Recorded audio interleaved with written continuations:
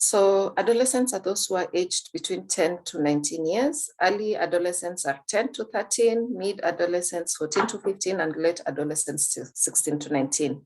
While youth are classified as anybody who's aged between 10 to 35 years. You'll realize that we have different organizations, different communities describe adolescents as in different age categories. So for example, the UN Secretariat identifies a youth as somebody aged between 15 to 24. The Youth Fund, which falls under UN Habitat, identifies a youth as somebody aged between 15 to 32. UNICEF, UNFPA, and WHO all identify adolescents as 10 to 19, young people as 10 to 24, and then we have youth as 15 to 24. Then you have UNICEF, based on the rights of the Convention of the Child, defines a child as anyone under the age of 18, and the African Youth Charter describes youth as people aged between 15 to 35. So one, it depends with what scenario you're in, which group you're working with, but the key to remember is they all fall. You'll realize the earliest starts from 10, and the oldest goes to 35 years. And it's important to realize that the needs of all these groups vary. And even amongst the 10-year-olds or the 15-year-olds, their needs and what they need, what information they have always varies. So it's important to know, yes, we have this big covering, this general age group, but once it comes to programming, once it comes to working with young people and adolescents, it's important to be very specific and discuss with these young people themselves to find out what their needs are. So during this stage, what makes one be described as an adolescent or as a young person? It's the changes that they're going through. We start with social changes. Adolescents are very self-conscious. If you can remember when you are around 10, 11, 12, very self-conscious, you consider approval of friends and other adolescents or peers as very important. This is where your peers are the ones who control everything that you do. They enjoy being with friends, so they stay longer with them after school. You want to hang out with your friends, you want to stay with those who you feel you can associate with better. It is at this stage that they start as you've considered this person a child, and now when they're getting to adolescence, they're starting to identify and friends who they share the same interests with. Previously, their friends were, it's because they're neighbors, it's because we're in the same class, it's because your mom and my mom are friends. But by the time they get to this age, then they're trying to be, this one is my friend because we both like reading. This one is so it's based on the hobbies that they both have.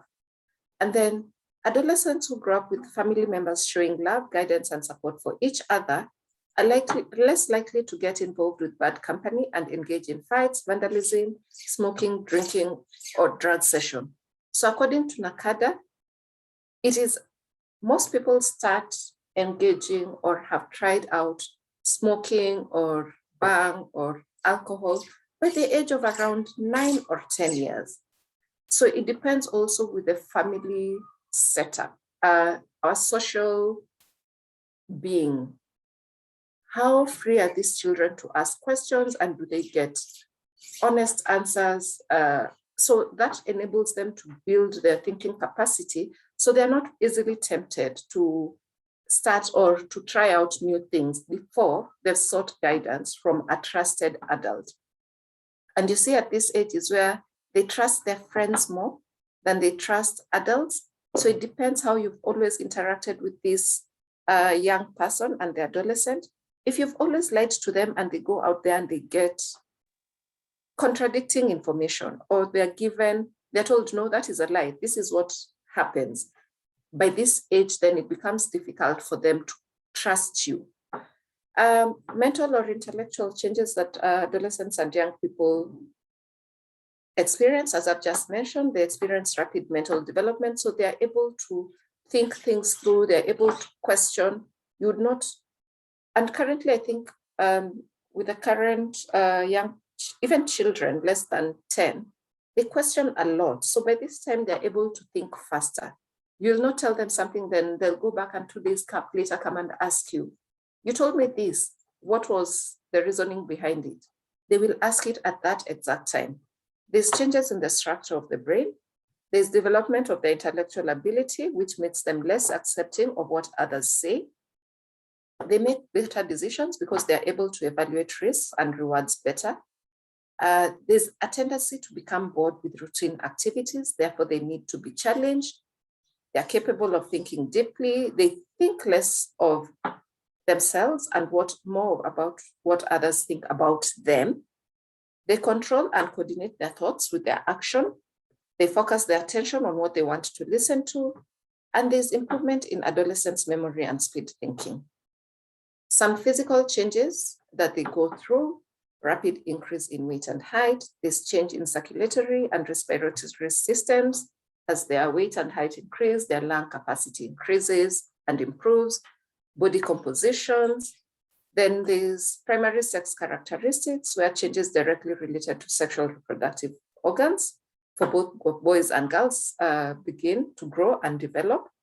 So the boys might experience the first release of seminal fluid or ejaculation from the penis, and girls experience menarche, or the first release of bloods and fluids from the vagina, which is later called menstruation.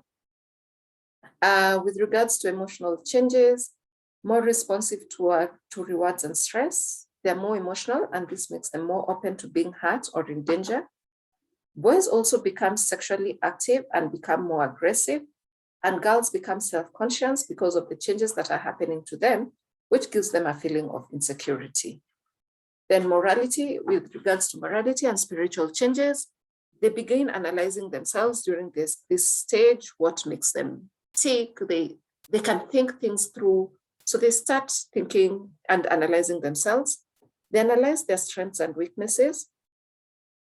They learn house rules, and now they're able to question, especially in homes where they've always known this is how we do things. They're able to question and reason behind why they have certain house rules meant to promote order and harmony at home. They begin to distinguish between rules that are negotiable and those that are non-negotiable. And then they also start realizing what they can become in the future and identifying what they want to be. And this is at that age, they'll tell you, I want to be a doctor because when I went to the hospital, the doctor did 1, 2, 3. I want to be a pilot because when I've done, they can tell you exactly what they want to do in the future. Just to say, this is not the whole, there are many changes that young people go through, and they go through these things in different stages. So they will not all go through the same at the same time. There are those who will start early, even before they get to 10. And there are those who will start late, that they will even get to their teenage years. And that is when they start going through these changes. So it's not like it is point A to B. It is something that is flowing for different individuals. So who are youth and youth champions? Based on populations records, we have 1.8 billion people aged under 25 years. In Kenya, from the population of 47.6 million, 75% of these are aged below the age of 35.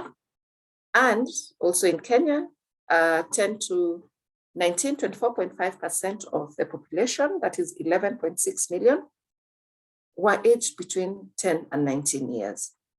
Many become sexually active before the age of 15, according to the last Kenya Demographic Health Information Survey. We had people as young as 10 saying that, yes, they had become sexually active. And 23% of adolescents are married before the age of 18, and 4% before 15 years. Of these, this is just a lot of statistics to help us build into this next slides. Of these adolescents and aged 10 to 19 years in Kenya, 61.6% are not using any contraception method. Of adolescents, of young people 15 to 19 engaging in sex, 61.6% of them are not using any contraception, and only 34.7% use a modern contraception method. In schools, they are only taught about biological aspects of reproductive health and not about sexual rights, pleasurable experience, or happy relationships. So the current curriculum, when it talks about age-appropriate sexual reproductive health, it talks about, these are the body changes you go through. This is onset of menarche. For boys, you'll start releasing fluids or ejaculation. That is it. And then this information sometimes comes too late and is given after puberty or sexual activity has already started. So what is the role of leadership and youth in, what is the leadership and what is the role of youth in leadership? So a leader is not somebody who is only in a, it's not only being in power, it's not the authority you have over people. A leader is someone who inspires and motivates action. They have a can-do personality, and strong leadership skills is the key to leading the charge and taking charge. They're able to take charge of a situation. They're able to inspire others to follow them, not out of fear, but because people trust them. So with leadership, there's a lot of trust involved.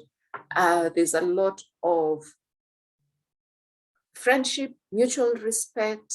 So it's not only fear, and leadership is not about, if people only do things because they are afraid of the repercussions, then that is not leadership. Skills good leaders need is, one, they need to have strategic thinking, where they develop a vision of where you as a leader want to be, and where the whole group that you are coordinating, that you are leading, what do you see? What is your vision for this group? They need to have good skills in planning and delivery. You need to plan how to achieve the vision that you've come up with, both for yourself as an individual and also for the group, and deal with challenges that come along the way. You might have a very good vision and a very good plan, but you also need to be able to anticipate challenges. And when even if it's challenges that you'd not anticipated, therefore you'd not come up with ways of addressing them, quickly be able to discuss with your team members and come up with ways of addressing them. You need to have good people management skills. You need to find the right people to work with. And you also you might have the right people, but you're not able to motivate them. So that will not enable you to achieve your vision. So you need to have good people skills to identify the people and motivate them and inspire them towards your vision. You need to have good skills in change management in terms of recognizing, responding, and managing changes to your vision and plan. My vision could be, I want a state where all young people can access sexual reproductive health, their rights and services from all facilities within the country. But I experienced challenges. The government, there are no policies that address that. So what happens? How do I manage my vision? Can I change my plans? Do I know who I will go to talk to? Do I know who I need to talk to get policies in place that will enable young people access these services? Communication is key. You need to work on the best way to communicate your vision to others. And always, communication is two ways. So it's not only you as a leader saying what you want done, but you need to be able to listen to people and take into consideration their ideas towards achievement of their vision. There's a quote that says, leaders who do not listen will have a group of people who just do as they say. And when things go wrong, they're like, yeah, that's what you told us to do. So nobody would be willing to tell you when things are also not working. And then finally, persuasion and influence. You need to encourage others to help you achieve your vision by demonstrating its advantage. You might have the right people, but they don't necessarily agree with your vision. So you need to be able to persuade and influence them. After listening to their point of view, sharing yours and being able to persuade them that you all agree that now this is why this vision is the right one and this is the one we should follow. So just taken this more qualities of a good leader. Integrity is clear. It is not what am I getting or what am I doing when people are looking at me. It is, do I practice integrity in all aspects of my life? Or is it because I'm a student leader, I will only practice integrity when I'm out there where fellow students will see me? But when I'm in the privacy, I am out of the school setting, I do anything that I please. So it's somebody who has clear goals, is able to set good examples. We've talked about communication. You expect the best and give the best to everybody. It's not only that those who are able to, because I stand to gain something from you, I will give you my best. But even those one you feel have nothing to contribute to your vision, you will also give them the best. You support everybody in your team, you provide encouragement, recognition for people in your team. This one is the one who helped, this one was led by this person. You don't take all the credit. Give credit where it is due. You stimulate work and you focus on team interests and needs and not only your personal needs. So the 4 stages of leadership, I say leadership is a cyclic activity. We always learn. And if you interact with other people, you'll interact with other leaders, you'll always see, oh, wow, he does this way. Maybe that is something that I can get onto my set of skills. So first you realize there's need for change. You reflect, this is what I've been doing, but it will not work. It is not working. So you realize there's need for change. So there's a lot of self-awareness required, new thinking, you're honest, openness and willingness. There's need for new skills, new understanding, new intent, and new vision for yourself. I intend to get here. It is not working. So as I change my vision, am I changing my intention? Am I willing to say I am wrong? Then another stage is innovate and find a new way of getting to your vision. That is, change is not an option. It is always required. The only thing that does not change is change itself. Every day we change in small aspects. You self-realize, self-manage yourself. As a leader, people look to you to provide guidance. So you can not also sit and wait for somebody to show you how to do things, to tell you, oh, it is now time for this. It's now time for this. You need to have a lot of self-management skills. There's a lot of trust, new leadership, new thinking, and inner intent. So the stages are personal reflection. You need to work with your team, mentor them, and coach them. Build relationships, that is building a new culture. It involves building relationships with yourself. Once you've understood yourself, do you accept yourself? Do you accept that this is who I am? This is what makes me angry. This is what makes me happy. This is what motivates me. Then you have a comfortable relationship. We have a good relationship with yourself. Then you can build on relationship with others, and that is others as individual and also others as a community. And then issue of servant leadership, living the change. You're mindful of your continual awareness. You're mindful that things will keep evolving, things will keep changing. I will need to keep improving. I will need to continue working with people. They will challenge me. They will not always accept what I say. They will challenge me. I need to be able to respectfully share my ideas and my thoughts, and get also to hear from them. And then we agree on how we are going to do this. I need to be willing to lead others to walk in a new path. As a leader, there are times you'll say, I'm not sure about this, but you need to be willing to be brave enough to take it up and continue and lead people and show people the way. I'll stop there. Desmond, you will pick up from there. Yes, I will, Salma. Hi, good morning, everyone. Good morning. My name is Desmond Mwanya, working with Maristops as a programs officer.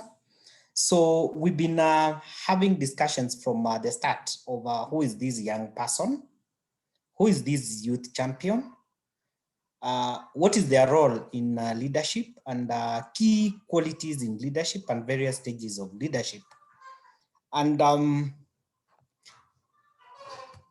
for us, we've been able to, when Salma was presenting aspects of youth leadership, we were able to look at various stages of youth leadership, including yes, the various stages of youth leadership, whereby the stage one, where you reflect on the old ways, where you also look at the change, you prioritize the change, or you keep, you prioritize all the changes which you want. And as youth champions in this particular forum, we've been able to really know what are the key areas from the communities where we come from the societies where we come from, even from the villages where we come from, what are the needs in those particular communities. We've been able now, from the organizations which we are working with, we've been able to identify, yes, in all these challenges which our communities are going through, we have issues to do with poverty, very high level of poverty within the communities where we come from. We have issues of teen pregnancies, high teen pregnancies from the communities where we come from. We have issues to do with political injustices from all the, from the villages and even from the communities where we come from. And as young leaders in those communities, we've been able to can we form organizations, or as an individual, can I take charge of this one key need within the community where I come from? And that's why you've been able to choose sexual reproductive health as a key barrier to access to, as a key barrier for attaining economic freedom for young people. And that's why you came here, and that's why you're here. And that's why I want us now to look at, yes, we've been able to identify all these issues as young people, as young leaders. Then now we've been able to prioritize and say, in our own personal objectives, I want to address issues of teen pregnancies within my community. And for us now to be able to really to drill down to understand what are these needs for these young people in the communities, which are making them to, which are these reproductive health needs from the communities where I come from, which are making young people not to attain their full economic empowerment. Then we need to talk about the sexual reproductive health needs. And for young people have different reproductive health needs. There are those who require information about HIV and STI treatment. Why? Because according to NASCOP statistics 2019, the report says that in 2019, 4 in every 10 new infections of new HIV/AIDS, 4 of the new infections were adolescents, 15 to 19 years. The numbers also go up when we include the age cohort of 20 to 24 years, where the young youth, where we have young people and youths. So ideally, there is a need for young people to access information about HIV prevention. They also access services on HIV care and treatment, and also, yes, And therefore, that's one of the key needs for young people when it comes to sexual reproductive health.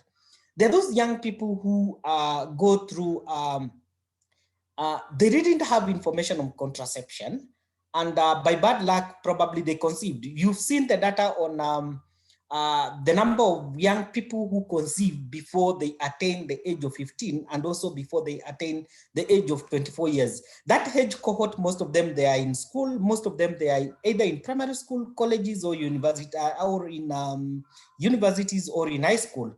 And therefore, they tend to conceive and without knowing whether they are conceiving. Why? Because most of them they conceive when they are at that age cohort and they during their first sexual intercourse, and therefore most of them end up like thinking like, oh, I've been able to conceive and I don't know where to take this pregnancy. I'm in school, so how am I going to continue with school while we have while I have a child whom I'm carrying in my womb, which I need to deliver? And with all those challenges, some of them think of like going for unsafe abortions from the community. I mean, from the community level, or going to the quack doctors to support them to procure those abortions. And what happens in such kind of scenarios? Those young people are in need of PAC services from a qualified medical practitioner. And therefore, that's a key need, which as young people, as youth champions, we really need to identify so that we may be able to really stand with such kind of adolescents and even support and young people and support them to access quality healthcare services. We have others who in need of counseling services and especially psychosocial support. Why? Because there are those who go through, adolescents are facing challenges in relation to, they are facing challenges in relation to gender-based violence. We have young people who are physically, emotionally, and also sexually abused from the communities where they come from. And therefore they need psychosocial support.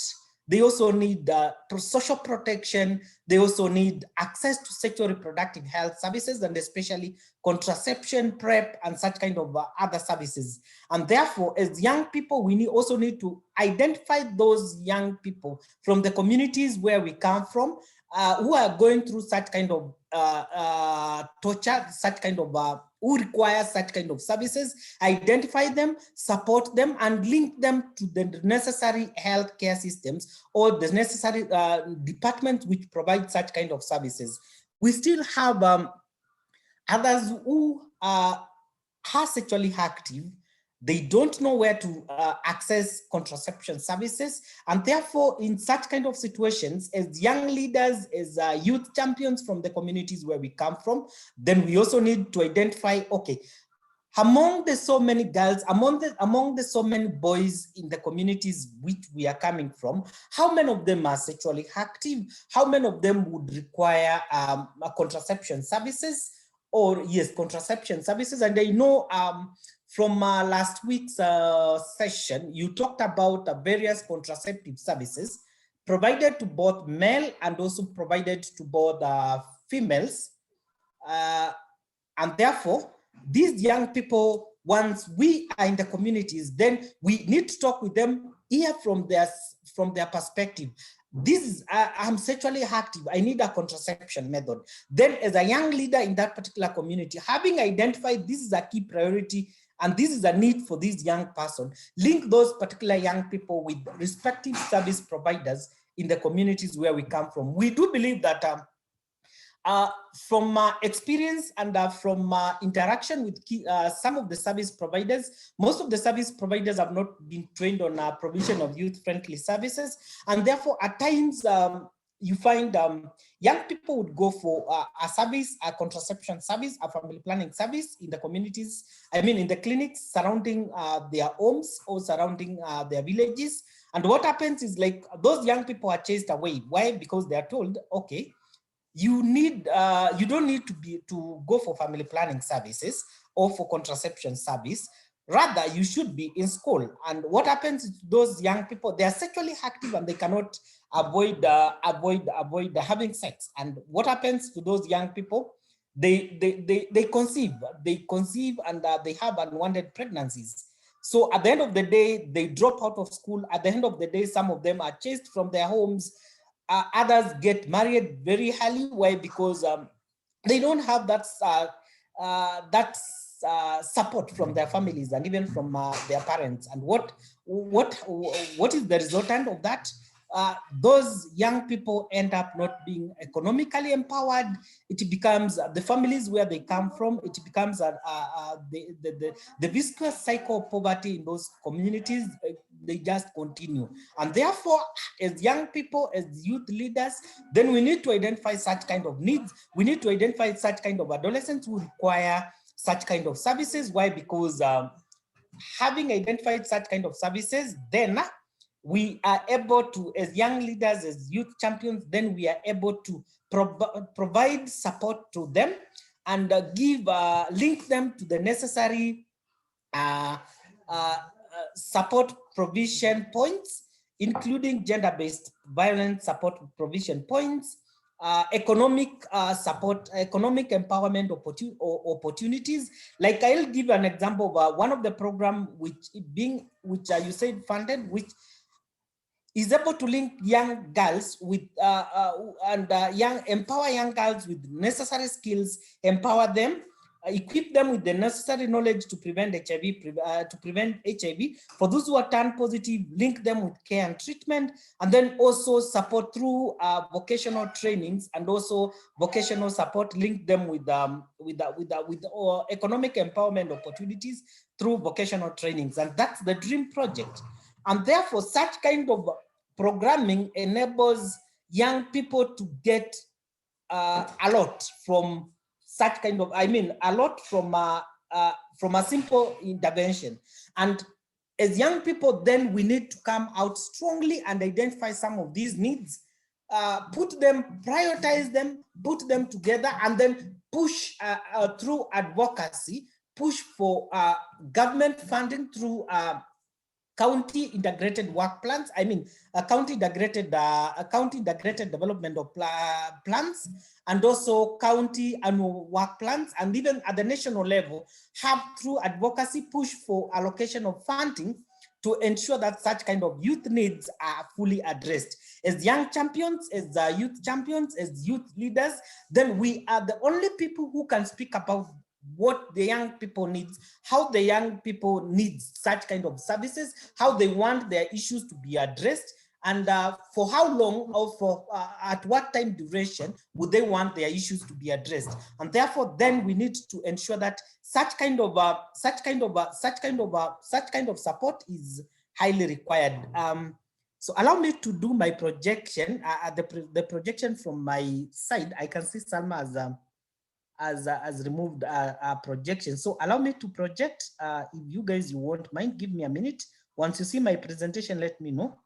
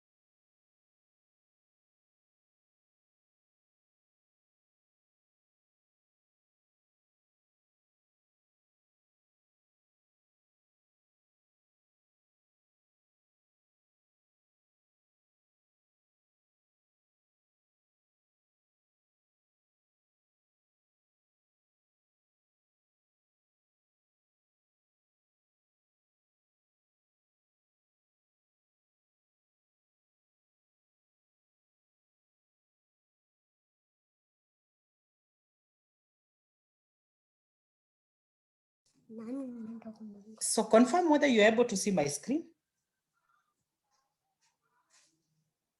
Hello. Yes, we're able to see. We can see your screen, Desmond. Okay, so Yes, we I can. talked about, yes, sorry for that interruption. I was talking about the sexual reproductive health needs, some of the key things, some of the key needs which young people require. And in summary, we talked about young people and youth require contraception services and information. They also require information about STIs and STIs. They also require information about HIV and services on HIV care, HIV prevention care and treatment. They also require information on gender-based violence, including sexual gender-based violence. They also require information about safe access to safe abortion care services and PAC post-abortion care services. They also require information and services in relation to counseling on various health-related issues. How these young people require or need these services? They need services which are safe, services which are highly affordable, and services which are very high quality. You realize that young people, and not only young people, if you go to any of the hospitals, and you can confirm this, you go to any of the hospitals, what happens is if you realize that the clinical staff who is there, or the doctor who is there, is not really mindful about your privacy, like whatever you're discussing, everyone in that particular facility is hearing about it, you prefer not to go there in future days. Also, if the services, if you go for a contraception service and you felt like the provider is not sterilizing, the equipment which are being used to provide the services are not well sterilized, or issues in relation to infection prevention are not well observed. So the next time you feel like, the kind of service I'm receiving, it's not safe for me, I'm likely to get infections out of this service which I'm receiving. And therefore, you would not want to go to such kind of a facility. Similarly to young people and youth, when they go to those services, or they go for such kind of services and they feel the services are not safe, then they will not really go for them. In addition, for services need to be affordable. One of the key things which we are realizing when we are providing services to young, reproductive health services, or trying to address the needs of young people, most of these services are not affordable to them. They are very costly. For instance, if you go to Aga Khan Clinic, you realize that for insertion of an implant, they will not charge less. The consultation fee for a gyna, it's approximately around 2,400. For insertion, it's around 5,000. So the total cost for insertion would go for around 7K. That's simple insertion of any implant, let's say Jadel or an NXT implant. So what happens to such kind of situations? Young people tend to shy away from going to access such kind of services. I'll give an example of another need. For those girls and for those boys who are going through sexual abuse or gender-based violence, and they would want to go and get a P3 form. They were abused. I mean, they were raped by either their relatives, or they were raped by their neighbors, or by people unknown to them. They would be asked to fill up, they go for a P3 form, they will be asked to check out 1,000 shillings. And most of the young people, most of the adolescents would really not be able to afford such kind of an amount. They will also be able to, pay for other examination fee, including lab tests. And therefore, the entire cost becomes an inhibitory factor or a barrier for access to such kind of a service. And therefore, young people, and as we come out strongly as young people, we really need to come out strongly as youths to advocate for affordable services in our facilities, affordable services in different government offices, so that young people may, for those who require, who have that need of for that particular service, which is being provided by either a private facility or a public facility or a public office, then they're able to access the services without really having challenges when it comes to cost. Quality of the services which are being provided to these young people, which also need to be of very, very, very high quality. Why? Because young people would feel uncomfortable to go for a service which is substandard. So as I talked about the sexual reproductive health needs, I've already summarized that. Issues to do with the cancer, issues to do with the STIs, issues to do with gender-based violence, family planning, safe motherhood, and neonatal care. So what is our role as young people, as youth champions in SRH, sexual reproductive health, adolescent sexual reproductive health rights? We need to, as young people, as youth champions, we need to have meaningful youth engagement. And if you've been very keen, young people have been taken for advantage. Youth have been excluded in youth programming. We have various phases of project management, where we start from the initiation stage, the designing stage, the planning stage, the implementation stage, and lastly, the evaluation stage and closeout stage. So ideally, most of the organizations where we work from, most of the government departments and ministries, young people are not completely involved in the 5 stages of project management. Actually, most of them are excluded. And what happens during that period of exclusion? Young people are just called, they are given tokens like 1,000 shillings. Then they are told, accept, sign that this thing we've included you in it, and you agree with it.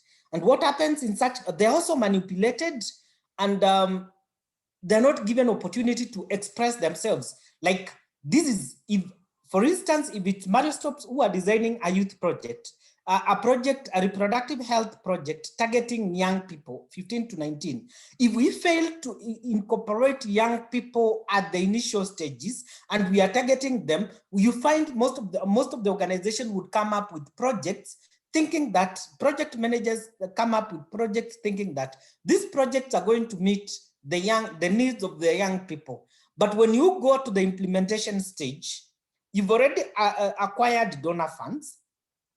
You've already set up employed staff. You've already set up systems in place. But when you go to implementation stage, these particular projects tend to fail.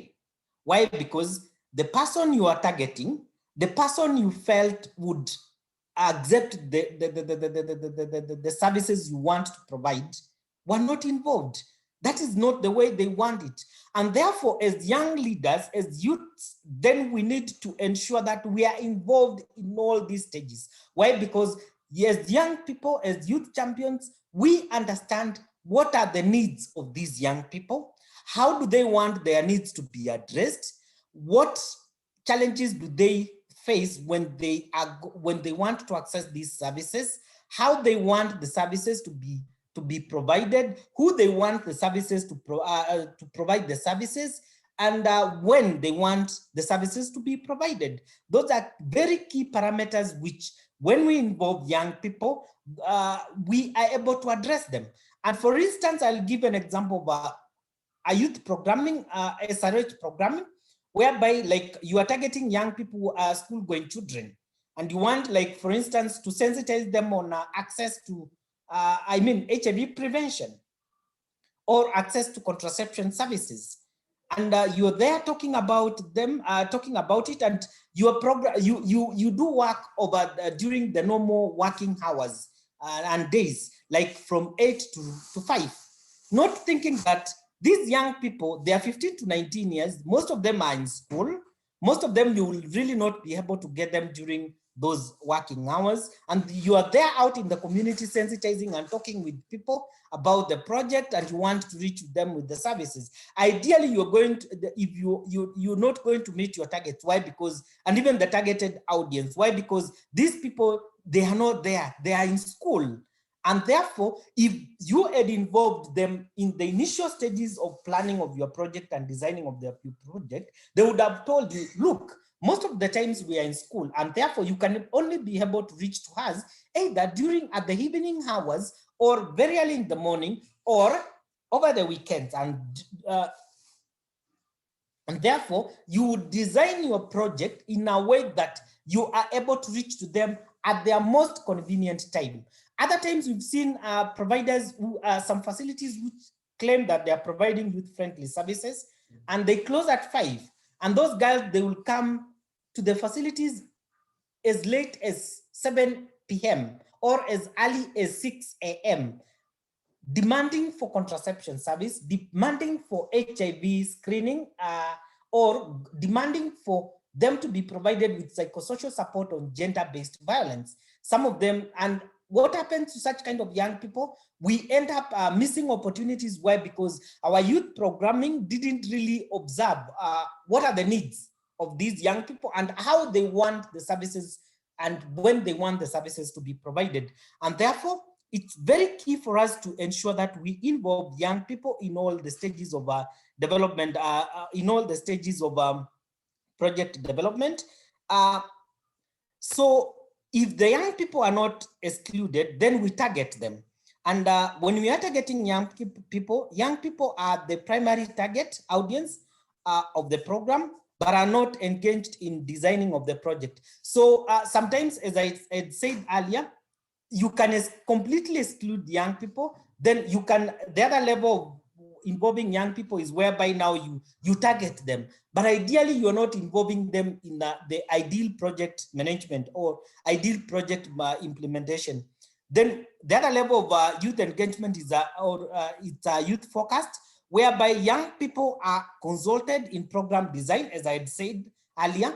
It's very important for us to ensure that we are youth focused. And I know most of the organizations which we are working from, or which we are the leaders, we are saying that we are youth focused. So ideally, in this case, then you are consulting young people on how you want to meet their needs. So we are also saying that our youth organizations are youth driven, and youth driven organizations are organizations which are young, which are led by young people, and young people are engaged in project activities, have some shared decisions making.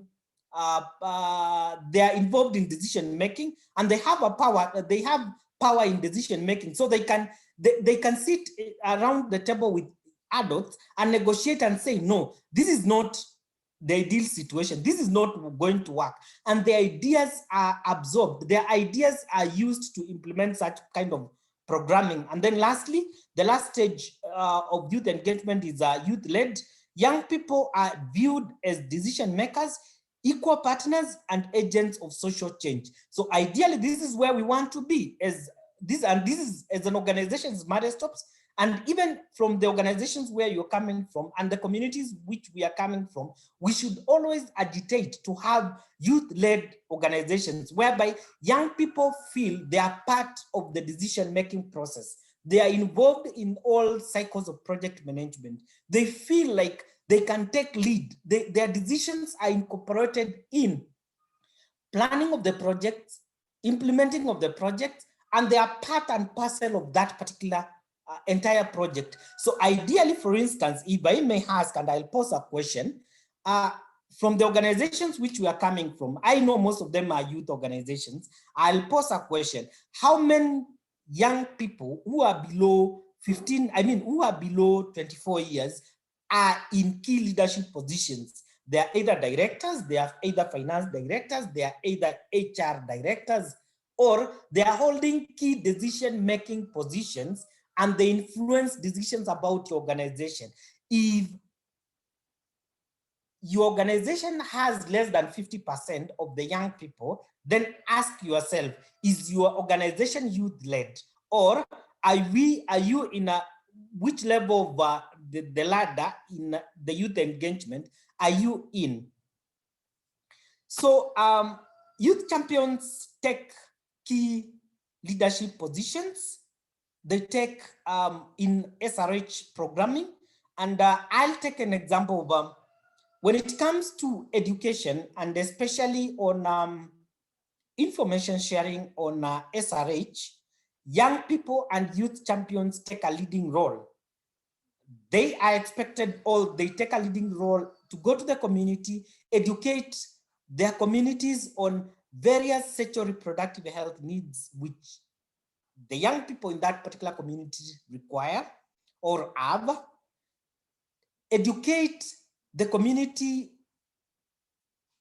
on various contraception services provided, take a leading role in demystifying myths and misconceptions about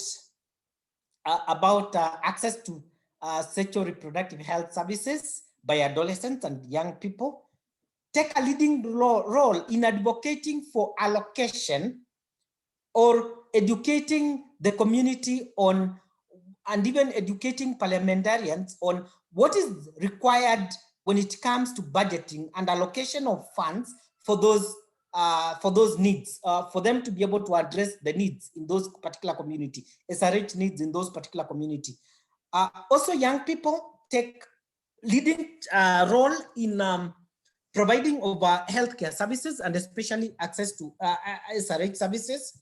If you go to various clinics and healthcare facilities, both public and private facilities, the ones which feel like they provide youth-friendly services, you realize most of the young clinical staff, including the nurses and the clinical officers and even the doctors, are very young. They've been trained on provision of youth-friendly services.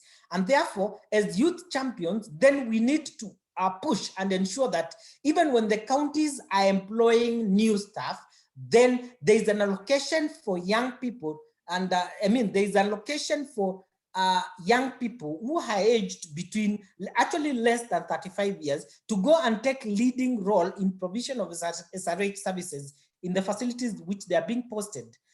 You realize young people would easily associate with their peers. They would easily share information about themselves with their peers as opposed to their adults, Why? Because they have a common language. They can speak common language. They have a common understanding on what they are facing, the challenges they are facing as young people. And therefore, it is prudent enough then we agitate, or we advocate to have allocations in healthcare services. I mean, healthcare provision. We have young people who can be able to take a leading role, one in demand creation, two also in service provision.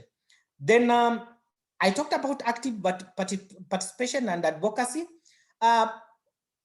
In every 5 years, counties have developed their integrated plans. The county, they do county CIDPs, county integrated plans, development plans.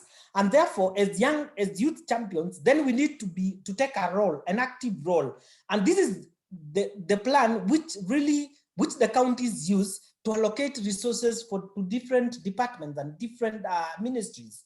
And from experience, we've been having challenges in allocation for funds in SRH programming and the SRH access to SRH services in public facilities. Why? Because the counties feel like, no, this is not the responsibility of the county, and this is not a key need. But unless young people come out strongly and say, look, we are having this number of young people going through, having unwanted pregnancies. We are having this number of young people who are newly HIV infected. We are having these young people who are sexually abused from the communities which we are coming from. We are having these young people, this percentage of young people who are, let's say, who are going through FGM. We are having this young percentage of young people who are getting married before they complete their schools, or they're getting married at their tender age, and project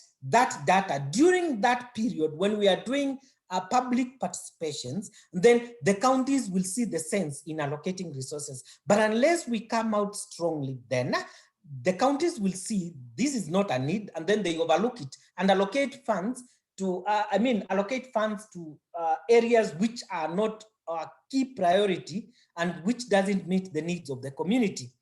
As young people, we can take a leading role in agitating for justice and rights for young people, and especially when it comes to gender-based violence. We have young people who are going through either physical, emotional, or sexual gender-based violence, and the perpetrators are coming from the communities where these people are.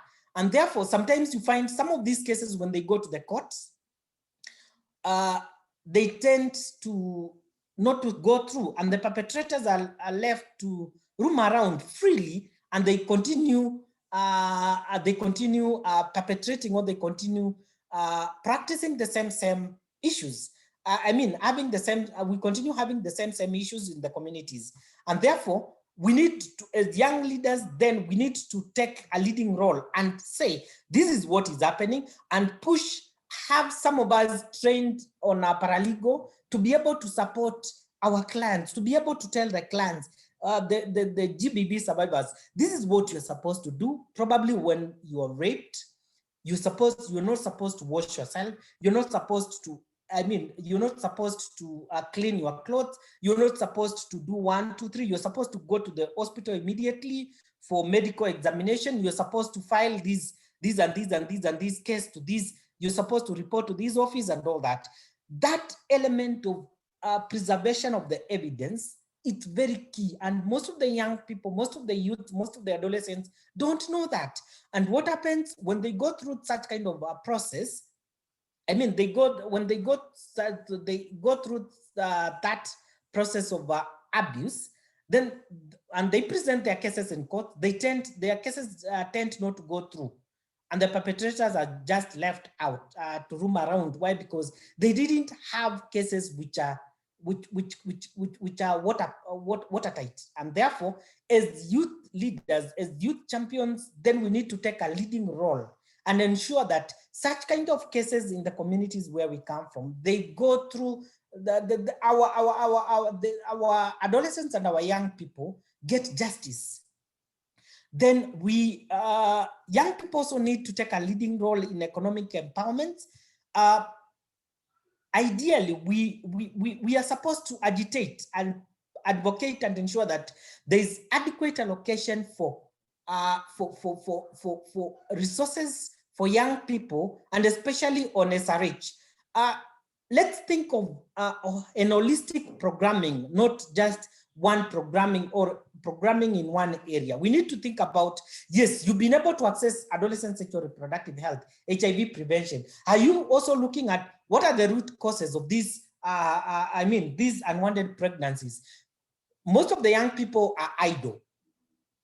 And therefore we need to look at, like when we are doing the programming, look at, yes, we are providing contraception services to these young people. Then after that, can we also link for those girls who are not continuing or who are not currently in school? Can we also agitate and have empowerment and skill building opportunities for these young people? Link them with vocational training institutions. Link them with the programs which are providing life skills training, like soap making, tailoring, and such kind of programming, to ensure that these young people are engaged and they will not go back to the same issue. So we also need to be fully involved in community activities, especially in community dialogues. Take a leading role.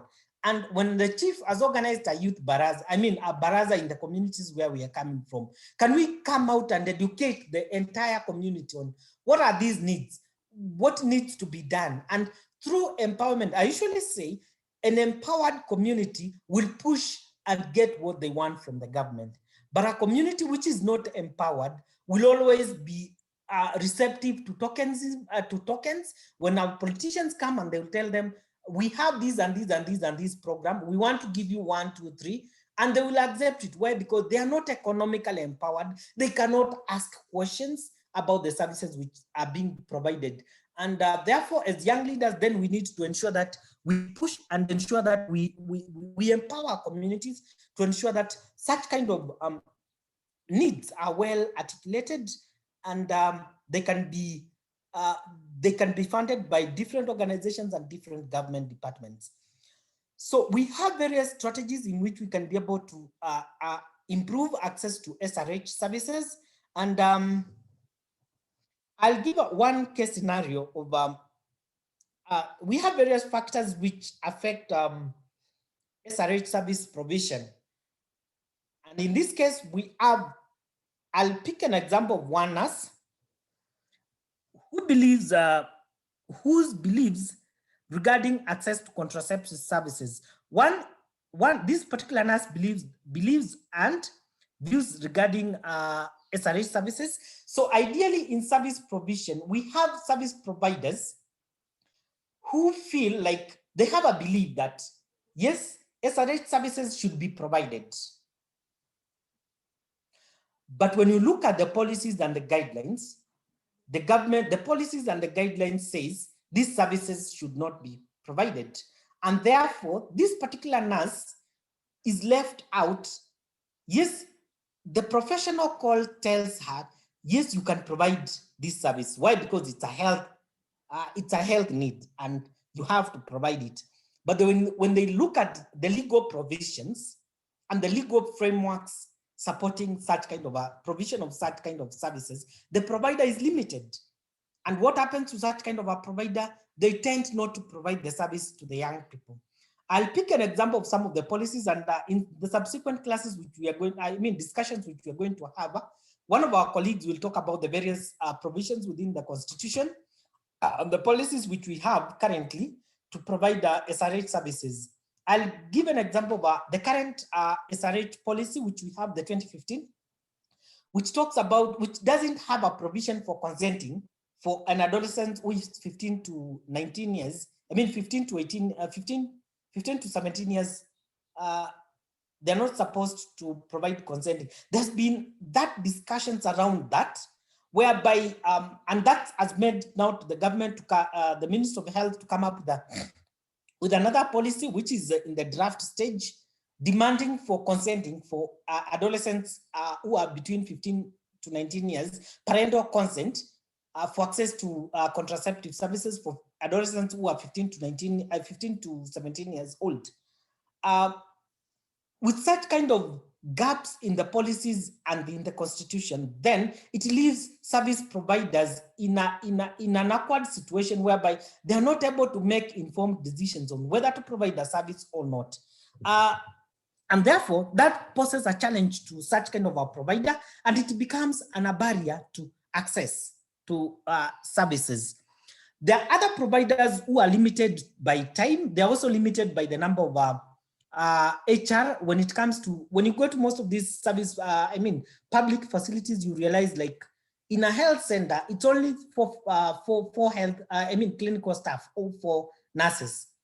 And these nurses are supposed to provide services in maternity. They're also supposed to provide services in OPD, also provide services in MCH department and all that.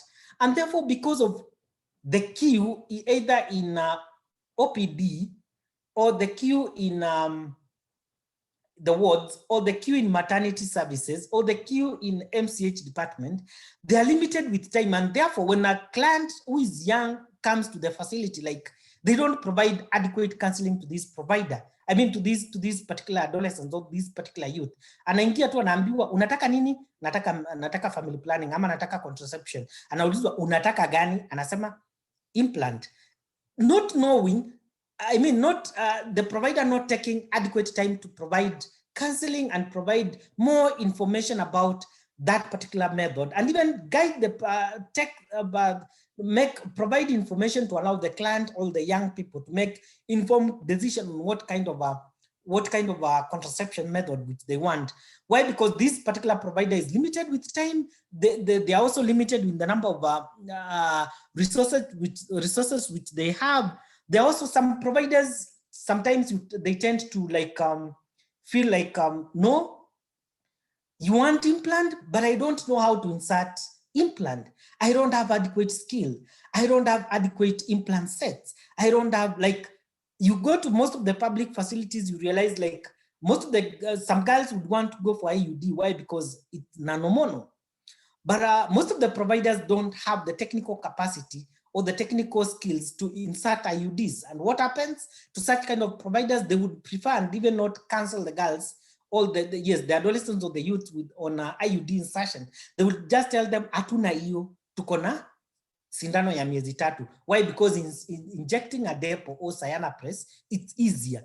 And with all those limitations, then these young people tend to shy away from going to access those services. Some other times you find that, like, because of the resources which we have and because of the being overstrained, our facilities don't have adequate infrastructure, and especially safe spaces and safe spaces for and family planning rooms. And therefore, you find most of the services, like contraception services, are being provided in rooms which are congested, where we have young mothers, where we have mothers coming for other services, including ANC services.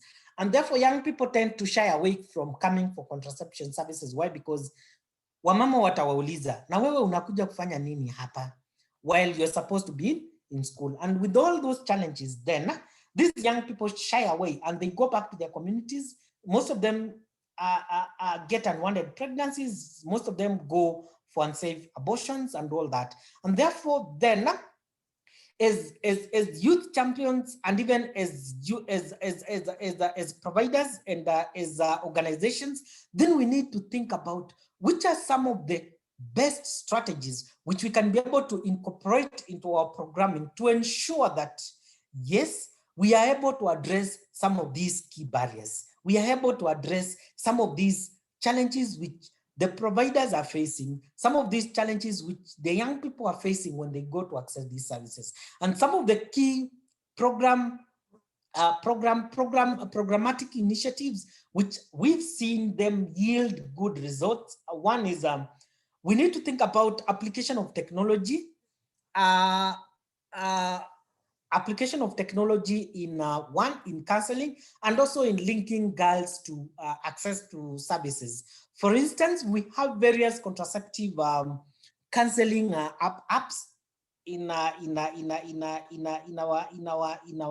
apps which are being used by different organizations. I'll give an example of like for us, Barristops, we are currently in the process of rolling a digital platform for providing counseling, a mobilizer platform for providing counseling to young people, whereby the mobilizers, all the CHVs, can be able to use and guide young people to provide young people with information during the demand creation activities and also link them to the services.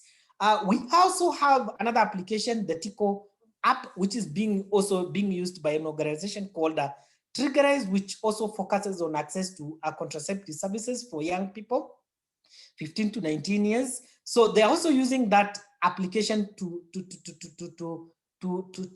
also provide information to young people. And we also have so many other organizations using different digital apps to provide counseling and also linking the young people with the different service provision points. We also have AMREF, which are also using an app and a digital app for providing contraception and also HIV testing, HIV prevention information.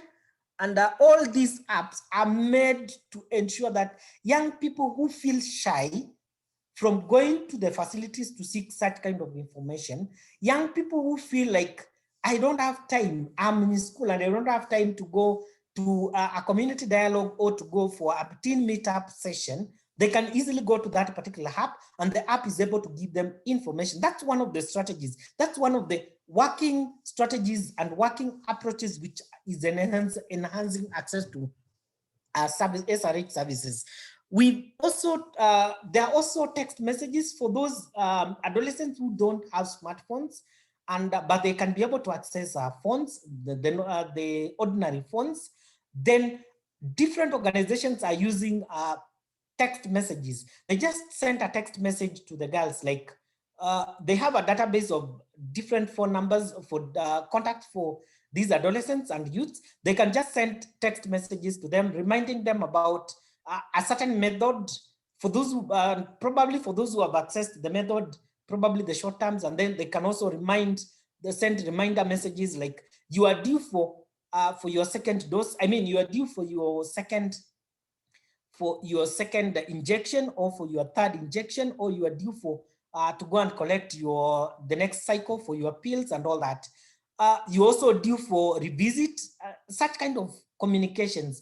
And the government, like I'll give an example, like the government currently is using for those organizations and for those mothers who joined the Linda Mama, they've been they are getting regular communications from the Ministry of Health and through the Linda Mama initiative, reminding them on at what time they can go and access NC services, what was their experience and all that, providing feedback, and that is meant to improve the programming and all that. Therefore, then that strategy is working, and if we can be able to incorporate them in our programs, then we can be able to reach to more young people.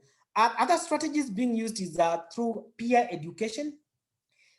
It has proven that research has shown that peers feel comfortable to share information with their peers. They listen a lot to their peers. And as we were talking about, as Salma was presenting about the various stages of adolescent development, we talked about aspect of young people, adolescents, they tend to trust their colleagues more than another person. And therefore, that is now what brings in the aspect of peer education in peer education programming. And therefore, if you are targeting young people, you also need to ensure that you've empowered a section of those young people to be able to pass the information you want them to be passed to a certain group of young people. And through that empowerment, you empower them through training, you empower them through motivational things like giving them sanitary pads, motivating them by giving them, like for those who are in school, giving them books, biros, such kind of small things. And those young people are able to initiate a change among their age cohorts. We've also talked about other programming areas which are really working and especially pushing access to SRH services is like having tailored services for diverse populations. For instance, when you are talking about tailored services, it's whereby like if you are creating demand or you are mobilizing community members to go for a particular service, SRH service, or for a particular reproductive health service, including HIV care and service HIV screening, prevention, HIV prevention, screening, care and treatment, and also access to contraception services, you need to focus like, who is your target population? What do they want? How do they want it? Which provider is available to provide that such kind of a service? And through that, then you have a targeted mobilization, targeted mobilization specific for that age cohort, targeted messaging, and also targeted services. And through that, then you will be able to reach to a good number of young people with the services. And as I said earlier, young people feel more comfortable not to go to a clinic whereby we have so many people, so many old mothers. Why? Because we've seen old generation asking young people, what are you coming for? You should be in school. And such kind of narratives really push young people away.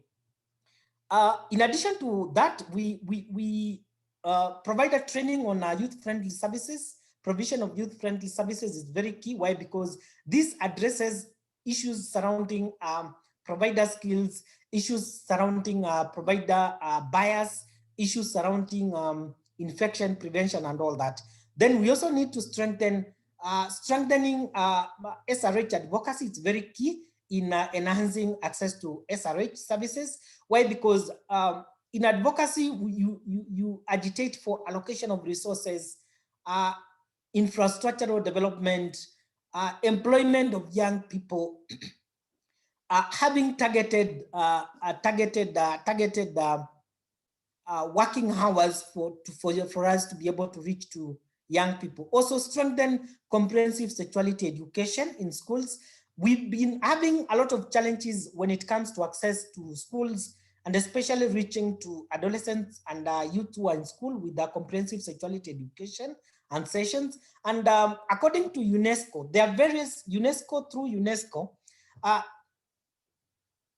they suggested that comprehensive sexuality education is very key in development of young people and development of young people to be responsible young adults. And therefore, this is very key, and we also need to, as young people, then we need to agitate and focus our advocacy towards strengthening comprehensive sexuality education in schools, then also establishing health clubs in schools, and also for out of school, targeting out of school adolescents and girls.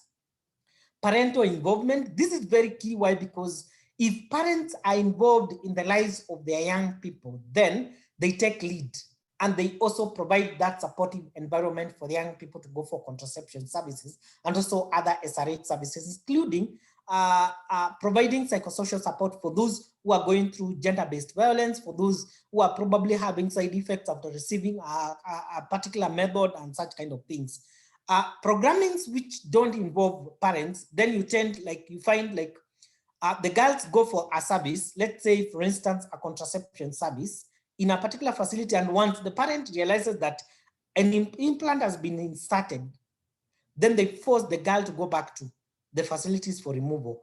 But when you involve the parent from the initial stages, then the parents support that girl to go for the service. Then they also provide the psychosocial support and also encourage the girls to be responsible. Then I talked about use of technology, establishment of youth-friendly centers, then also integration of services whereby all the services are provided in one room. I know sometimes this is very difficult, but however, we also need to ensure that in our programming, we have a robust referral mechanisms whereby if a particular service cannot be provided in one room, then we are able to link those young people who are in need of that particular service with the respective government departments for them to receive the services. Then have targeted inreaches and outreaches whereby, like, young people, sometimes they tend to fear to come to the facility to receive this service. Therefore, then we need to, as providers and also as youth champions and organizations, then we need to have those targeted outreaches. If you want to reach young people with information, then have targeted outreaches whereby, like, you are sensitizing the community about a particular service, then have service providers go to that particular region, like camps, and then they provide the services where the youth are at their doorsteps. And through that, then we're able to reach to more with information and also more with the services. Then involve youth and all peers in as referral agents.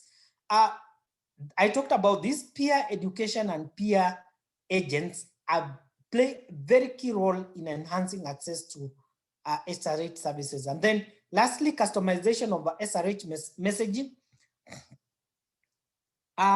You realize that most of the times when we are passing information about SRH, our messaging, it's a general messaging.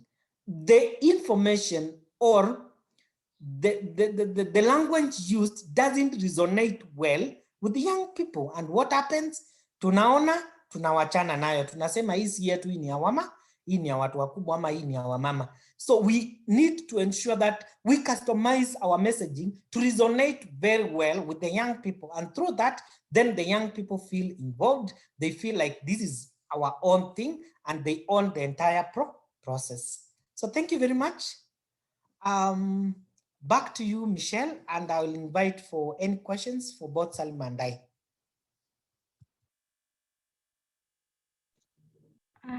Hello, Desmond. Thank you so much for this session. I'm seeing some comments from the chat box. The session is quite agree-less. This session has been quite educative. Personally, some of the, for both sessions, Ms. Salma's session and Mr. Desmond's session, I picked up a few points, and from Ms. Salima's session, I realized, yes, there's a lot of changes in adolescents when they reach around that 15 teenage years, but then even with the current set of youth, let me put that in quotes, the 2000 kids, if I might say, yeah, with the technology, and there's a lot going on online, and the behavior is quite different from what was before. So I think as time goes by, we have to find a way to adapt and change our communication, and it might more of inform them more, because there's a lot going on online, and we also have to incorporate the online area while we are talking to these adolescents, because you might be talking to them and they'll be Googling the same thing you're talking to them about. So even as we interact with the adolescents within this age bracket, kindly, yeah, we've gotten quite a lot of pointers, and it was a really informative session on the leadership skills that Ms. Salima has also presented. Those are wonderful. And when Mr. Desmond was presenting on youth-friendly services, or yeah, I realized that even sometimes if you go to the hospitals, to the clinics, there might be these youth-friendly centers just there physically, but then the people working there, there's so much stigma against the youth. Just as you said, you'll be going there trying to get an IUD or a contraceptive, and you'll be asked, you're 15, what are you doing outside school? Rudi shuleni. Or I'm sure you've heard of all these stories of women in Pumwani where you're beaten while giving birth, unaambiwa like you're the one ulijitafutia. So there's a lot of, there might be health practitioners, and if we could get ideas and suggestions on how to at least also sensitize them to be friendly to the youth, because it's not like they'll be, if you treat one badly, all of them will stop having sex, or all of them will stop seeking sexual and reproductive health services. So it's best if they could at least welcome them to at least create a safe environment and ensure that SRHR still is addressed in a friendly way from the health service providers. So from the chat box, let me see if there's a question. But then there's a question of Africa. Amref uses Africa. Mudhoni is asking if Africa is an app, and Steve, I don't know if Desmond would like to talk about Africa.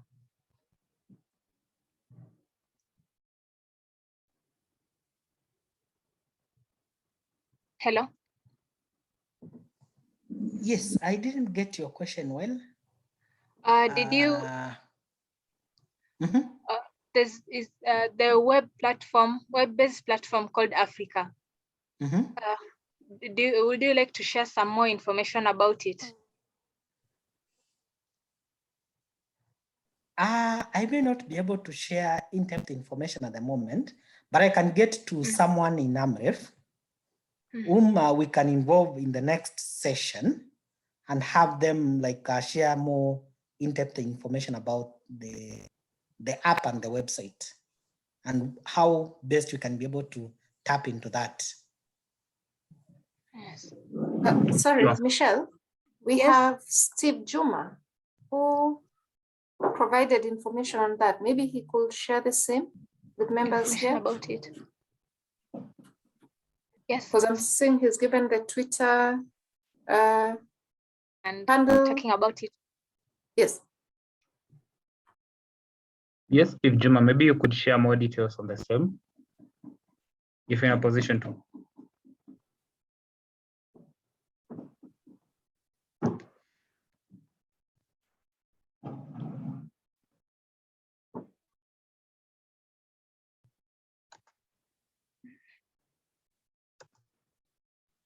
it seems Steve Juma is not in a position to. Maybe Desmond, you could consider inviting a colleague from Africa, as you suggested. But on the same note, actually, I read some article on the same, and it is a partnership between AMREF and MyDawa, the first actually registered e-farmers in Kenya. And what they were talking about, the platform is that the Africa platform would be a youth capacity building, content creation, and structured engagement is key in improving access to SRH services. So the focus was in targeting young people across the continent generally with SRH information. Then other than the information, they now look at how do young people get access to the services. But it would be better if you, Desmond, as you mentioned, if you can get someone from the organization to share more insights on what they're doing and how young people within the Youth Voices Network can plug into that platform and get more value. And at the same time, they get to contribute moving forward. Back to you, Michelle. Okay. I don't know if you had a point to bring out, Rogers.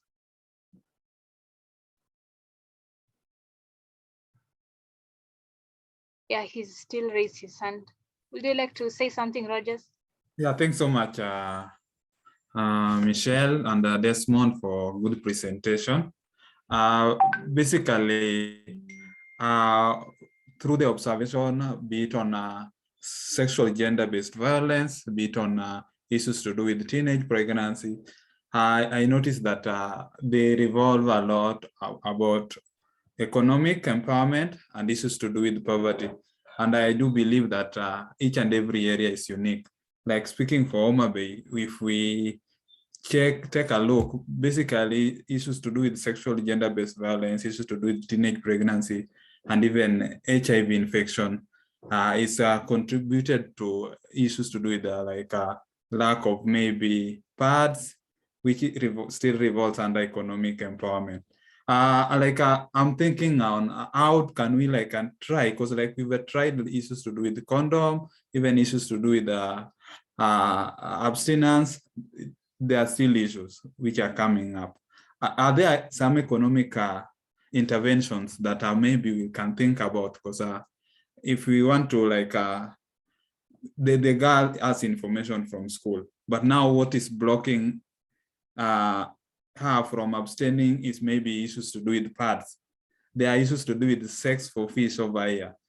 So thinking of economical intervention, which areas are we supposed to try to work on, and maybe intervention that we can develop in terms of building these people, even for cases of gender-based violence, someone is not reporting a case because of economical issues. The perpetrator will go back and maybe try to bribe them, and then they silence them. So these are issues that we really need to talk about. Basically, I'm focusing more on economical interventions. Thanks so much.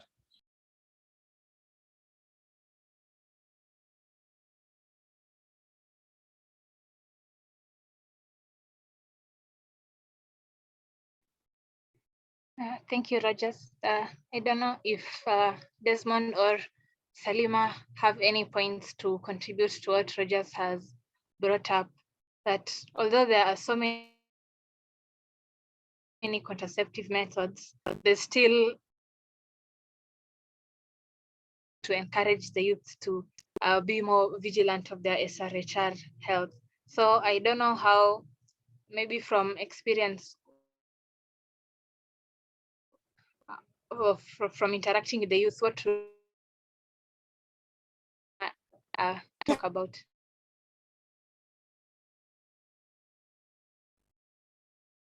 Have all the questions and then we respond.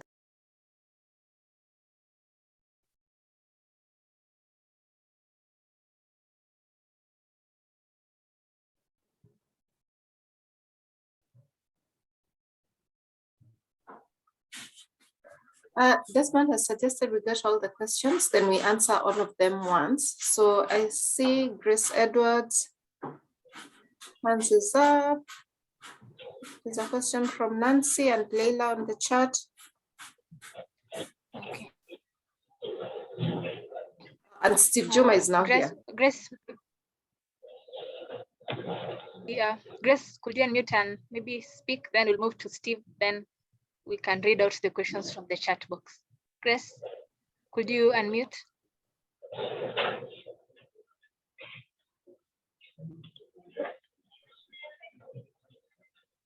Grace Edwards.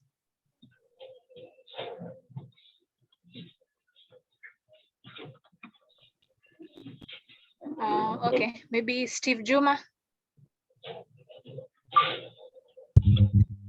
Thank you. Hi, sorry, I'm unable to unmute myself. Now there's one community I've not had been mentioned, and that happens to be the LBQ community. This is one community that people tend to shy away from talking about, and honestly, we exist, and we also need the SRHR services that we are talking about. So number one, we find that young LBQ women are afraid of visiting the medical centers, number one, because of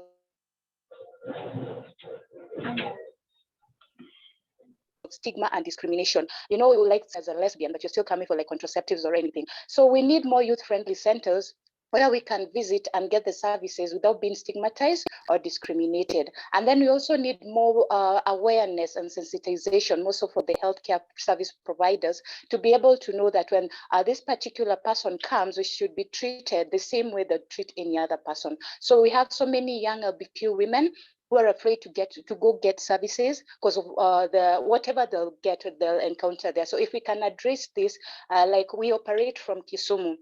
So you find that most cases, people don't go for services. We have so many young girls who identify as LBQ, and they don't get the services that they desire to get. So if we can address this, because throughout the session, I've been listening, nobody has mentioned anything to do with LBQ, and we exist and we need those services too.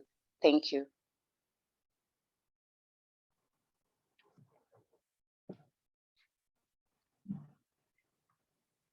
Thank you so much. That's quite a lot. That's an important point to put out. I'm sure it will be addressed by Desmond and Salima. Maybe we could move to Steve Juma.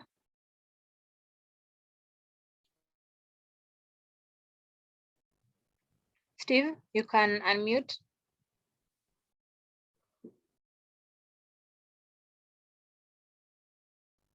I hope we haven't lost him. Steve Juma.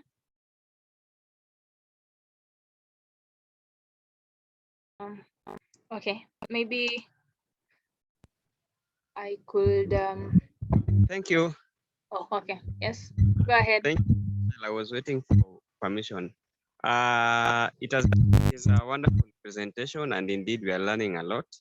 I couldn't talk about Africa the other time. My background was not such good, but it's just like the colleague who tried to highlight what it means. I just need to add that this a web-based platform. Once one has registered, it has all the coordinates of all the public facilities that a young person can book an appointment with the healthcare provider and time, such that if you want to go to facility X at 2 p.m., you select the service you want to go.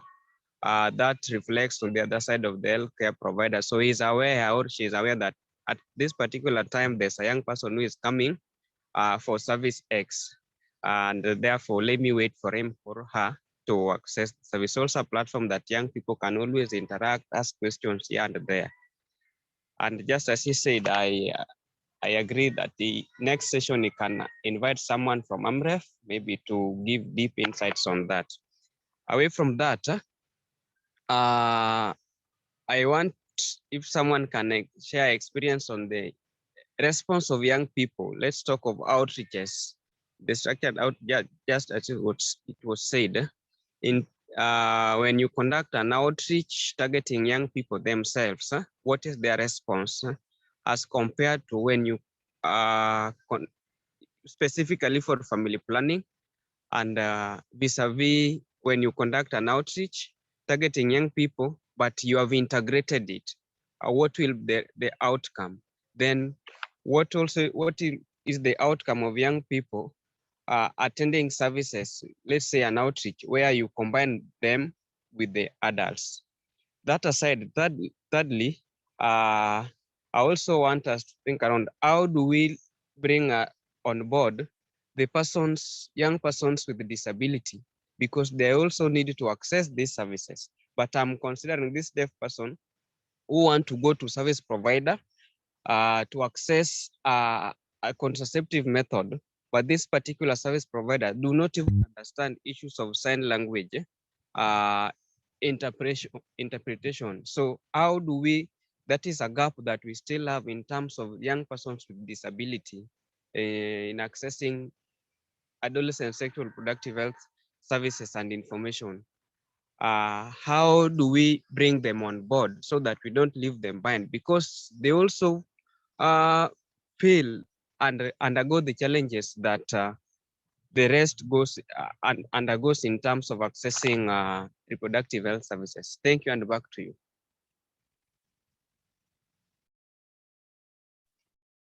Thank you, Steve. So I could read out some of the questions that are in the chat box. Nancy Odhiambo has asked how we could involve, okay, let me just read it out. We have talked about involvement of parents in a situation where an adolescent needs for example, contraceptive information and services, and the parent is not willing to have the adolescent access these services. How should we go about it when a parent doesn't want their child to access the contraceptive methods? And then I think there was a second question. Let me have a look. Yeah, I think that's about it. I don't know if that's good enough. Maybe Desmond and Salima could start addressing some of the comments and concerns raised.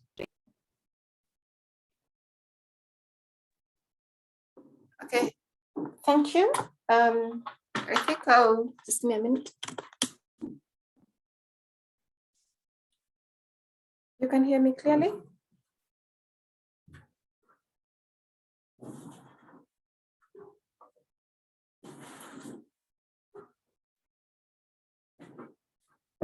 Hello, you can hear me?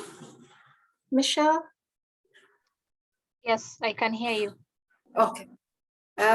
Thank you. So I think I'll look at two aspects of the questions that have been asked. One, Grace Edwards talked about, and also the last question you read talked about inclusion. And for us, when we talk about inclusion, it is, as you talked about LGBTQ, LBTs, young persons with disabilities, and what we are looking at as an organization. And from this, I'll talk up from the aspect of marriage stops. We are looking at where we can ensure that our services are accessible. So we're in the process of doing an analysis of our work as marriage stops. How can we make it more inclusive? What capacities do we need to improve with regards to our service providers, more training for the service providers that we work with. So this is something we're looking at as an organization. We've actually been approached by an organization from Kisumu to see how we can partner. And as marriage stops, we agree we cannot be perfect in everything.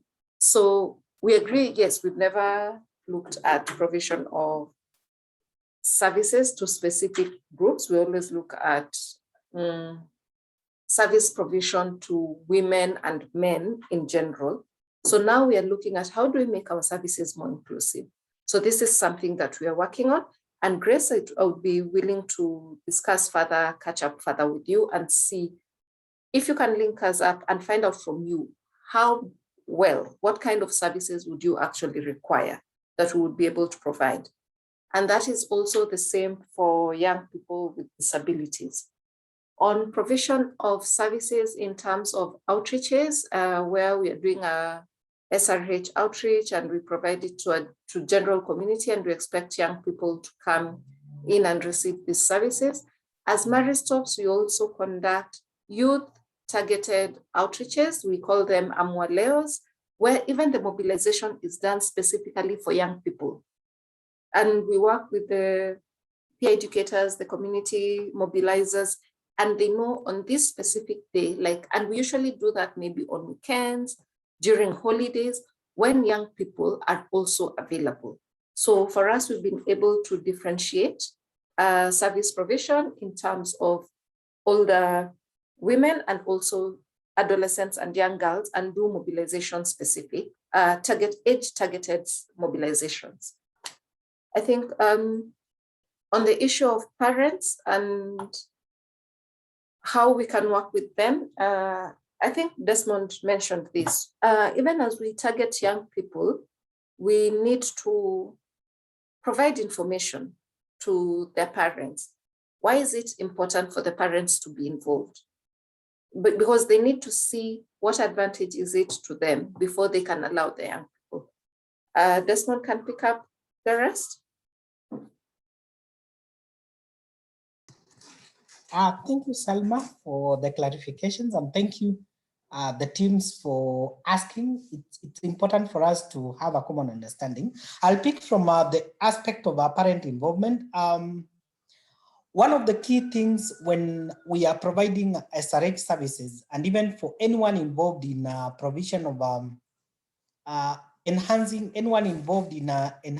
access to sexual reproductive health rights, and especially targeting young people and adolescents, an enabling environment is very vital for such kind of a program.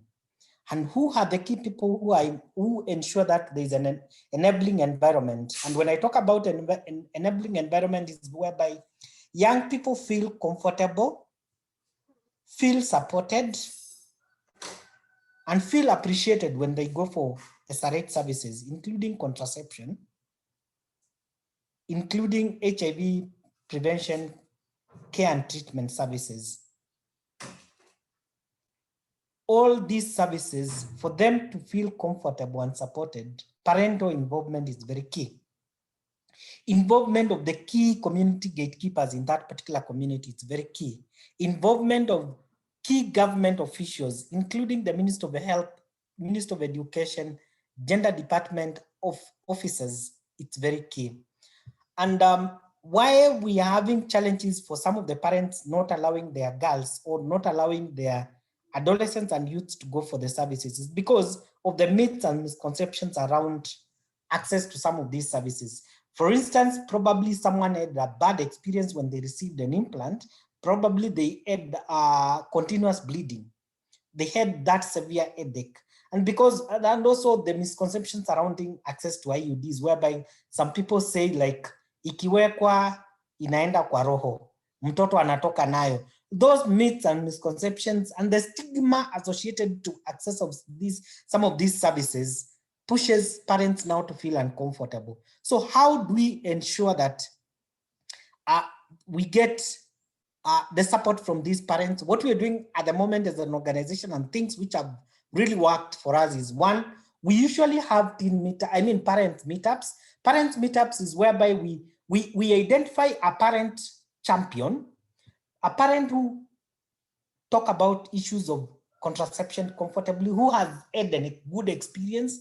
Then we mobilize parents with teenagers around the community where this champion is coming from, and allow now the parent to spearhead the discussions around access to SRH and share the experiences, share how access to contraception has really enabled parents to go, young people to go through the academic ladder, the success stories and all that, and also have some of the parents share their life stories about what is happening in their community.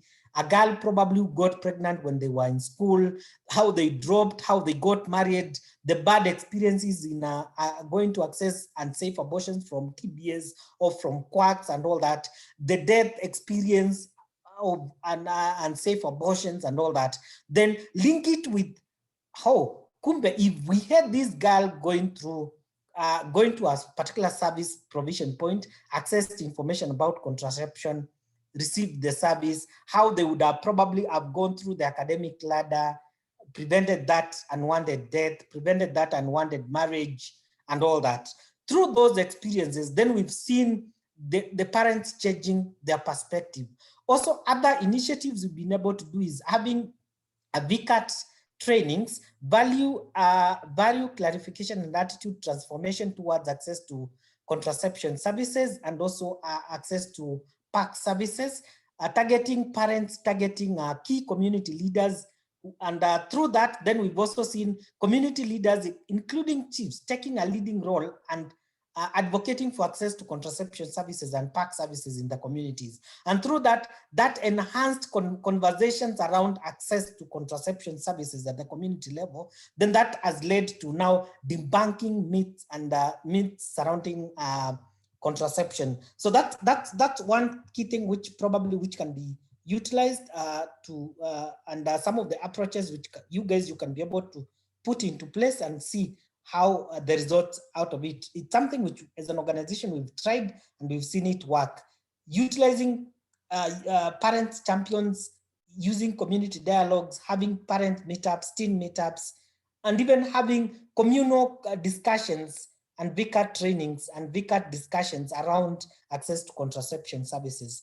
On application of technology to enhance access, yes, we've seen technology being a key driver for access to contraception services and also SRH services. Why? Because with technology, girls can be able to get counseling information from the websites, Facebook, get information from their careers, from their peers through Facebook, WhatsApp, Twitter, and all that.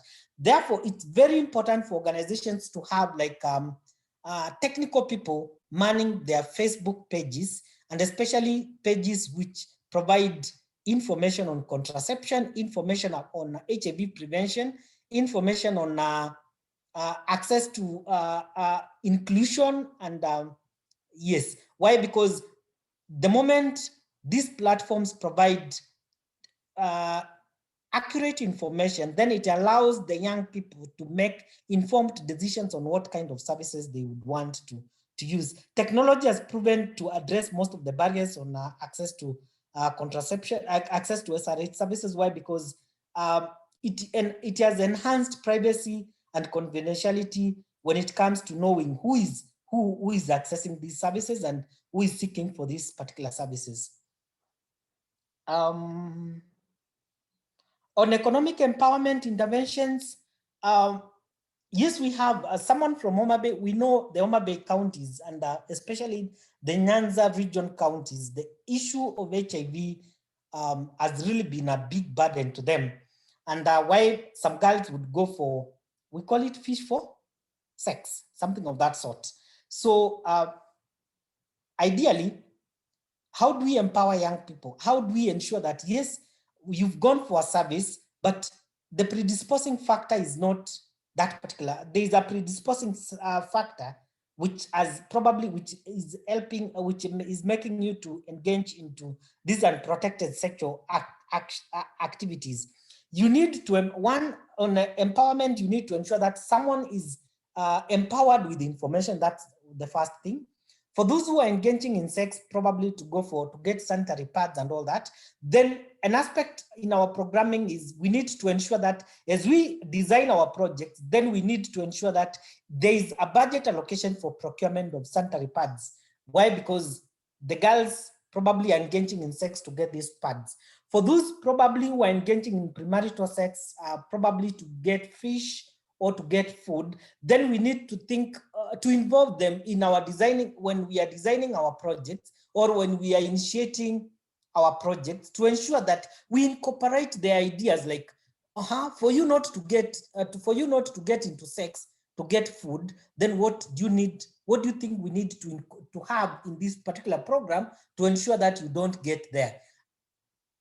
Having their feedback is very, very, very key. And that's why I talked about involving young people in the entire project cycle, for you to be able to, and having them in the decision-making process, for them to be able to tell you what exactly do they want. Because sometimes we design things, But when we go on the ground, we feel like it's not meeting the needs of the young people. They don't own it. So for those who are involved in, who are thinking about involving, having an economic empowerment intervention in their programming, kindly have the young people tell you what exactly do they want when it comes to economic empowerment. Why? Because we may think of linking them with the microfinance institutions for them to get funding, but that's exactly not what they want. We may also think of having vocational trainings for them and giving them startup kits for them, but exactly that is not exactly what they want. They want something else different.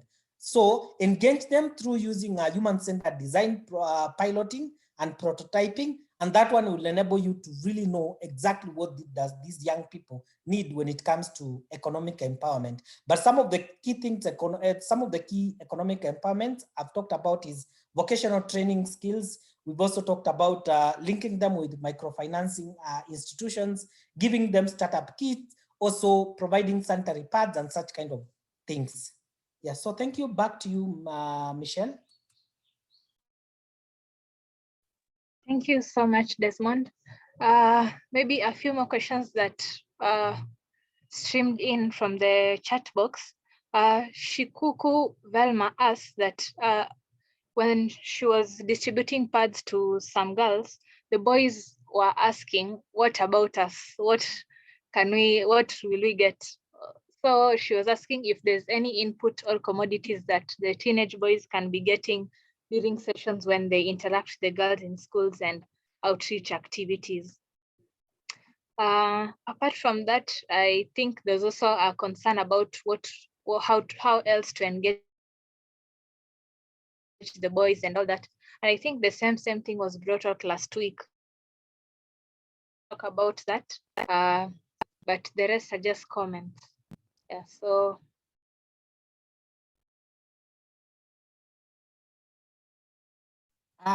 Thanks.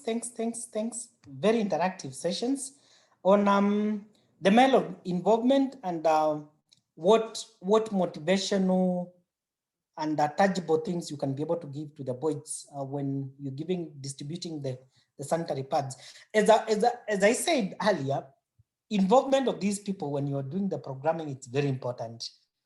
And on the distribution of the pads, yes, it's one of the ways in which we encourage young girls not to get involved in premarital sex. Why? Because it's used as a tool by the males. Why? Because when they feel like the girls probably don't have resources to procure sanitary pads, then they exchange sex for sanitary pads, and it's a good initiative.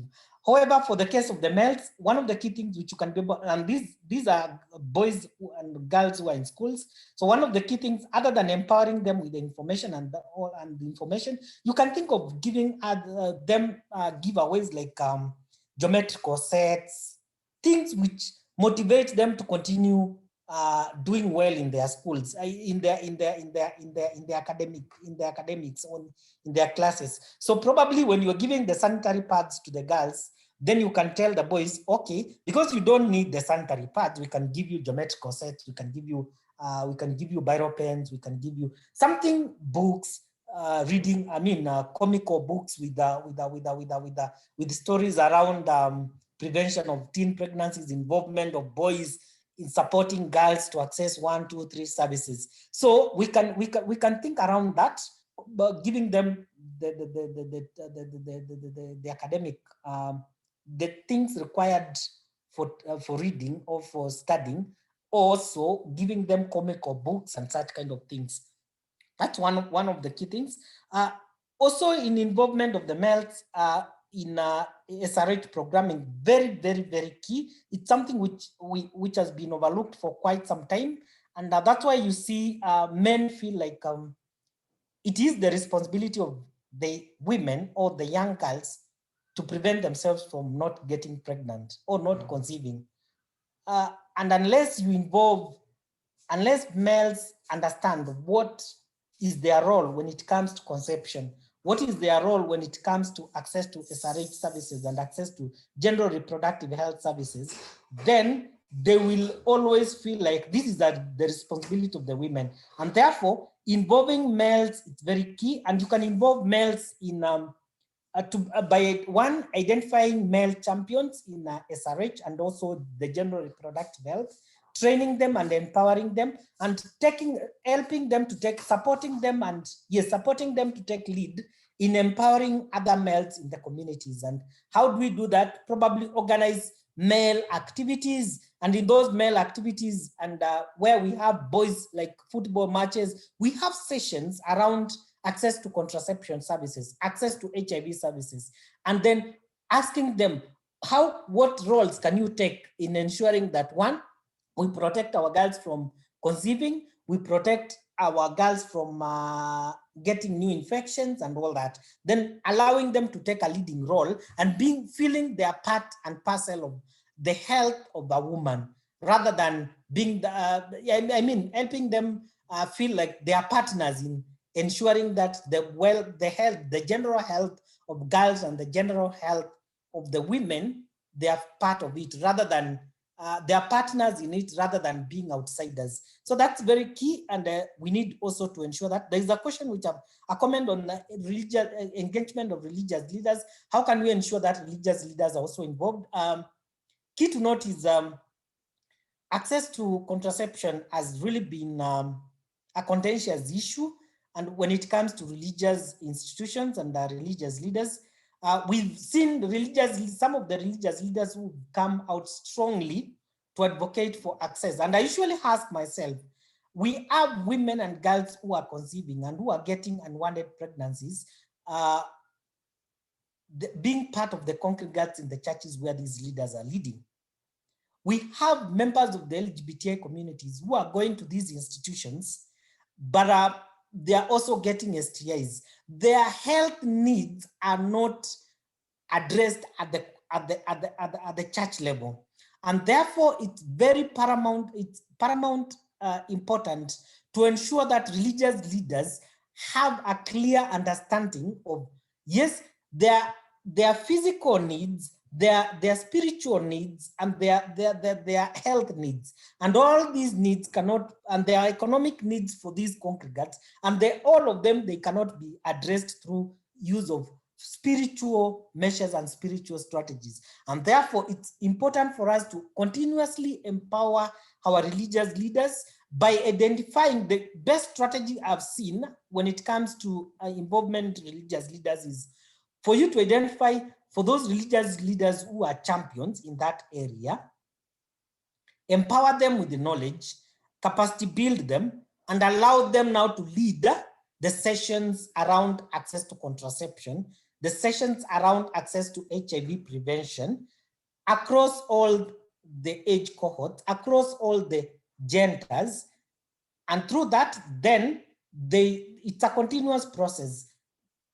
Through that, then they're able to involve other religious leaders through interreligious engagements. And through that, then the conversation can slowly change.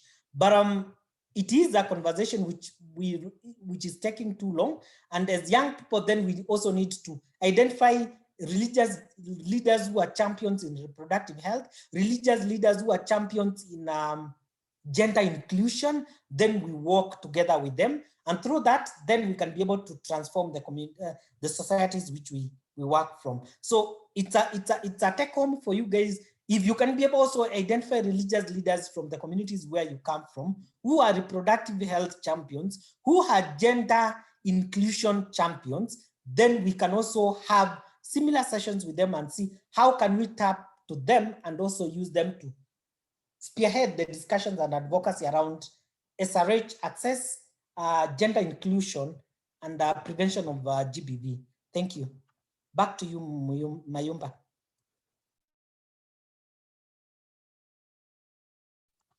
Thank you so much, Desmond.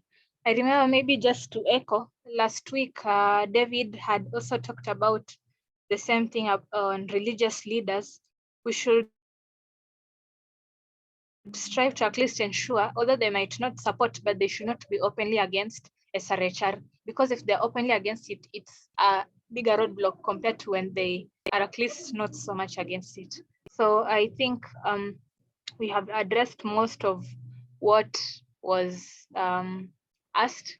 I think today has been quite a successful session. Unless anyone has any question, we'd like to wind up and at least finish up since it's 40 minutes past our closing time, 11 a.m. Any other question, concern, comments?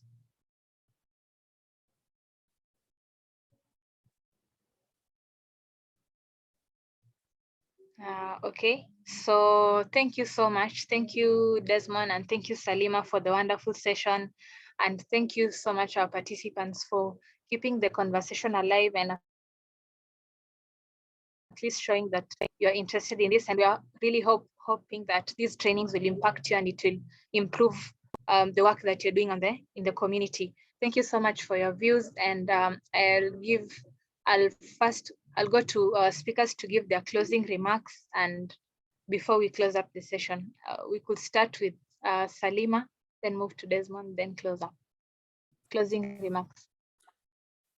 Okay, thank you, Michelle, for moderating the session so well. Thank you, everyone, for keeping the sessions interactive. And we look forward to more interactions and greater collaborations just to ensure access to services and information, sexual reproductive health rights.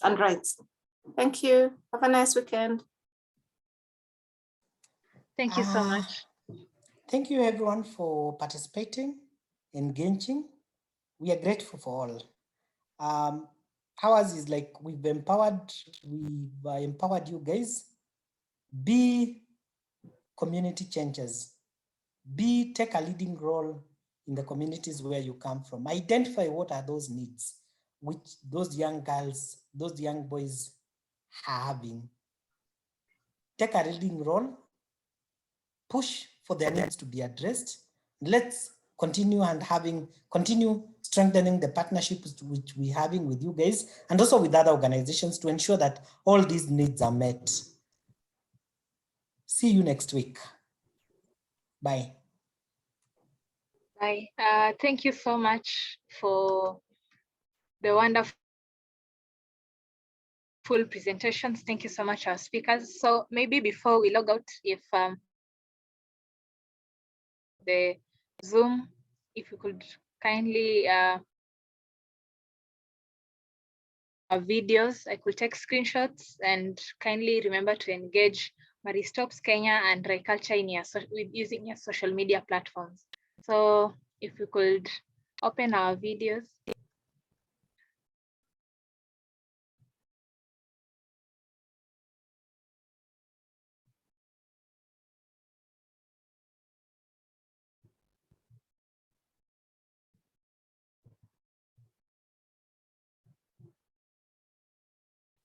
Okay, thank you so much, everyone. I've taken the screenshots. Please remember to engage us in your social media platforms, Ryculture and Maristops Kenya. Otherwise, you're free to leave, and have a lovely weekend ahead.